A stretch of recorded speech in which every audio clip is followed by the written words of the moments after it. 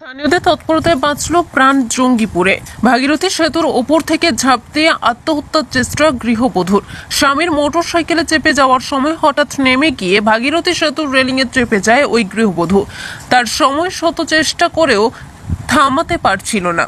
এই দৃশ্য চোখে পড়তেই তড়িঘড়ি ছুটে যায় পথচারীরা। কোনোভাবে নিচে নামিয়ে নিয়ে আসে ওই গৃহবধূকে। স্থানীয় সূত্রে জানা যায়, পারিবারিক অশান্তির কারণে আত্মহত্যার চেষ্টা করেন ওই গৃহবধূ। কি সমস্যা হয়েছে বলুন, সমস্যাটা বলুন। কোথায় বাড়ি আপনার? কোথায় বাড়ি? কোথায় বাড়ি? এখানে এখানে কি শ্বশুর বাড়ি? আমি দেখলাম বলছি এখানে কি শ্বশুর বাড়ি? কি সমস্যা হয়েছে বলুন, আপনার সমস্যাটা বলুন। স্বামী স্ত্রী ঝামেলা, আচ্ছা, তার জন্য দান দিতে যাচ্ছিল। ও কি অবস্থায় পেলেন আপনারা? অবস্থা বলতে কোথাও নিচে নেমে যাচ্ছিল, হাত ধরে সবাই মিলে হসপিটাল করালাম। আবার পাঠালাম।